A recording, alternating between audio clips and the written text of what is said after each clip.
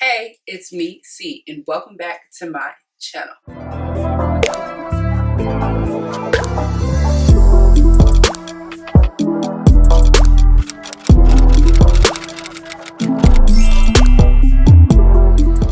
Happy Tuesday. You already know what it is. We are here for the Love and Hip Hop recap. Okay. This week, we had a pretty good episode. Love and Hip Hop Atlanta is definitely 2 for 2. We are doing good. I am very happy. Whew. We're doing good. But before we continue with the video, make sure you like, subscribe, and turn that notification bell on. Your girl has already posted twice this week. Okay, twice. Okay, I'm trying to make it a third, but bear with me. Monday was a work from home with me, a little quarantine day or whatever. So if you haven't seen that, you can go ahead and watch that little vloggy vlog of the day. It was a little bit long, but it was worth it. It was very entertaining, so I hear. So make sure you go check that out and leave me a comment and let me know what you thought of that video. I would love to create more content like that for you guys, so just let me know if you enjoyed it or not. So this episode started right where we left off with Carly in the funeral home. Carly shares with the girls that she is burying the marriage that nobody even knew that she had. Our good sis, well, she's more like a good auntie, went to Vegas, okay, and married Maurice, her now soon to be ex-husband. She went to Vegas and married him, okay? Why did she do that? Sis claims that she did not want to have her IVF baby out of wedlock. Girl, okay. But, instead of a funeral, this is actually more so like a divorce party or what have you. I don't really know. She tells the girls when they ask, okay, so why are you getting a divorce? You've been secretly married for a year. What's going on? She tells them that Mo had a whole prostitute in their bed. A whole prostitute. What? Yo dirty. Later on in the episode, Rashida went with Carly to see the divorce lawyer, and she pretty much tells the lawyer that Mo was super aggressive, he was controlling, he was a liar and a cheat. So, all reasonable reasons to get divorced, whatever. But, child, I can't believe she married that man. I really can't. I really can't. So we are finally introduced to the Vangos. We have Light Skin Keisha and Coco Vango. So they are both rappers. Light Skin Keisha really blew up on Instagram and stuff like that from her funny videos, super relatable videos for us girls, just funny stuff. She's the one who says honey period and all that stuff, whatever. If you don't know who she is, go look her up. She's cool.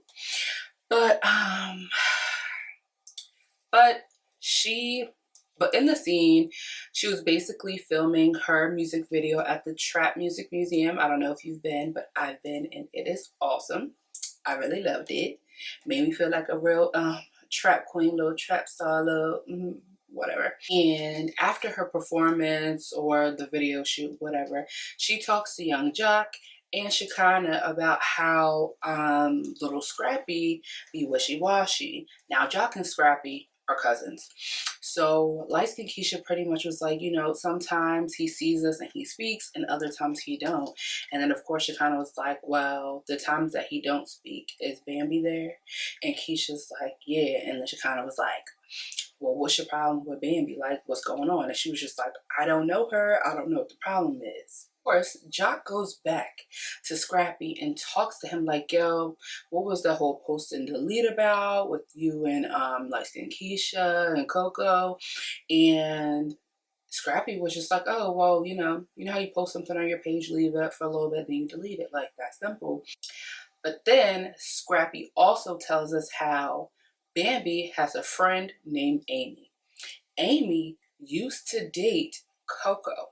Coco and Keisha were best friends, and the next thing you know, they in a relationship. So there seems to be a little bit of an overlap. Seems to be. I don't know for sure, but that's what it looks like. It might have not been known to Keisha, but you know, yeah, so I gotta be careful with that best friend stuff. Like, not saying Keisha a homewrecker. She just could have been unaware. You know how guys are. They'll say they not with their girl, but be with their girl. And then, anyway. Now, Ciara has her court date. And, you know, I really am feeling bad for her because I really feel like she didn't do anything in the situation. Until somebody shows proof of something else, I believe her. I really do. There are crazy baby mamas out there who will do anything to mess with their baby dad's girlfriend or other baby mothers or what have you. I've seen them. Okay, I've seen. And Shooter, he shows up at the courthouse, you know, to give his moral support. And Ciara's like, "Oh, you're going in?" And he was like, "No." And she was just like, "Well, what the fuck are you here for?" And of course, BK doofy ass gets involved and is basically trying to hold Ciara back from Shooter. Not hold her back, but you know, tell her to calm down and all this stuff, which she should, because hello, you're in front of a courthouse, you already have a case right now, so what are you doing? Hello. But then he's also like dapping up Shooter, like, "Oh, I understand your stance, I understand your side." And it's kind of like, sir, whose side are you on? Tread lightly. I understand you want to be cool with my baby dad so we can have a cool co-parenting situation, what have you, but and then we also have Carly Red, who's supposed to be at, you know, the case, the court hearing or whatever, and she's running late. I mean, it could be Atlanta traffic, or it could have just been for a dramatic Love and Hip Hop effect. Who knows? But all I could think about when they kept showing her face in the car was Aunt Carly's lip fillers. They look so bad. They look like they was gonna explode. Like, I'm sorry. Like, Carly Red, she's good for the show. She has a lot of personality. She's an OG in the show. Those, I don't know, why did she get lip fillers or do stuff to her face? Like, I don't like it. I don't like that. And then, you know, later on in the episode, Ciara has a, like, you know, party or get together to, I guess, not celebrate her freedom for the moment, because we don't know what's happening with her case because it got postponed because they're waiting for evidence and stuff. But Carly shows up late yet again, and she shows up and everything just goes real left. You know, Ciara's confronting her for not being in court on time and saying, like, you know, people told me you don't even want to testify for me. You're not being a real friend, da da da da. And, you know, I could understand why Ciara feels that way, even though we know, because we watched the scene, that Carly was in the car. But, you know, she don't know that for sure. She gonna have to find out right now while we watch. And of course, Carly Red turns it back on Ciara and is like, "Well, you're not being a real friend to me because I have stuff going on in my life that you don't even know about because you're not even being a real friend." And I just feel like with that, I really hate when friends or people do that. Like, if I have a problem with you or something that you're doing, and I'm coming to you telling you I have a problem about XYZ, and then you want to come to me and be like, "Okay, well, actually, I have a problem with you too because XYZ," is kind of like, okay, why didn't you say it when you had the problem or while you're having the problem instead of waiting for me to confront you about something else and then turning the background on me? Like, sis. I'm not saying Carly doesn't have a right to feel the way she does, because she does. She is going through a lot of stuff with Mo and everything, but it's like, you can't expect your friend to be there for you when your friend don't even know what's going on. Like, I don't understand. You know, she did apologize for her lateness and, you know, said that she was going to be, you know, going to take the stand and everything when the case comes back around. But Ciara just wasn't hearing it. So Rashida and Carly walked away to have a little private conversation real quick. And, you know, Carly's just telling Rashida how she feels and just venting and telling her like how, "Oh, well, Ciara, she hasn't been at my events and da da da da." Court cases and events are two different things, but we're not gonna play tit for tat, whatever. So Ciara is like, "I'm reading her lips. I could see what she's saying right then and there." Boom. Walks over to them And then she's like, Carly, you a liar. Real messy. Live for the drama. Anyway, and then they just go back and forth, back and forth. And then Carly ends up saying, well, keep that same energy when, you know, your court case come back around, or whatever she said, like talking about something like, okay, you gonna need me. And of course, you know, when you're in a heated argument, you might say things that you might not mean. Personally, I don't do that. If I say something in an argument, I meant it. Like, I might have been holding off on saying it, but if I say it, I meant it. And after we're not arguing, I'm not apologizing for it because I really meant what I said. That's why I don't argue with people, because if I feel like I'm about to say something I probably am going to regret later, I just won't say anything at all. Like, to be completely honest with you, I don't argue with people. But this ain't about me, this is about them. So, whew. Let me catch my breath because I feel like I'm talking a lot. Whew. Anyway, it escalated. Sierra done mushed Carly, and child, I don't even know. They had to break them girls up. The girls was going at it. But moving on to Akbar and Alexis. They went ahead and got their little kids and met up at Sky Zone, had a little mommy child play date or what have you. It was real cute, you know, something different to see them doing because we never see them being in mommy mode or doing anything normal other than arguing or fighting with somebody. So that was cool to see them in a different environment. Akbar told Alexis, like, why'd you do that? Like, I'm not trying to be on no drama this year. I'm trying to get my stuff together. Like, Alexis, what's good with you? Like, we're not doing that. And so, you know, Alexis just said what she said and was like, you know, I did what any woman would do if somebody threatened to spit on them or their mother and da da da da, whatever. And it's like, sis, you went there with the intentions of doing that. We're not going to go back into that. You guys can watch last week's episode to see how I feel about it. But not last week's episode, last week's video recap to see how I feel about it. But like, Alexis, you went there with all the intentions to do that. So whatever. Or just tells Alexis that they should meet up. They meaning Alexis and Carly. So she could just speak her piece and everything like that. You know, give them another scene. Well, give Alexis another scene because what else is she doing? I don't know. Carly Red and Alexis, they did end up meeting up. They met up at a self-defense or boxing gym or class, whatever they were doing. This is the one thing about Love and Hip Hop that's really annoying to me. Why do y'all come to the gym in these like gym workout scenes or whatever with like these outfits and like fur jackets on and then like a full face of makeup and a laid wig? Like, I'm not saying you can't have on makeup in the scene because of course we know the camera, you want to look, you know, nice, or not nice, but camera ready.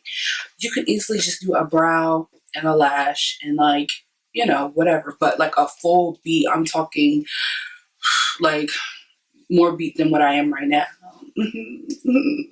But no, seriously, like I'm not going to the gym looking like this for a scene. Like, this is reality TV. You know daggone well you do not be up at the gym like that. So go ahead and just cut the shit. But anyway, Carly ends up just saying like, you know, what's good with you? Like, what is your problem with me? Da da da da. Alexis is like, you know, it ain't even about you. It was about Maurice Mo. And yeah, Carly was just confusion. So she says, she claims the reason why she got upset or got involved in the situation is because her and Mo were doing a little shopping spree, you know, whatever, at the mall. Probably Linux, I don't know.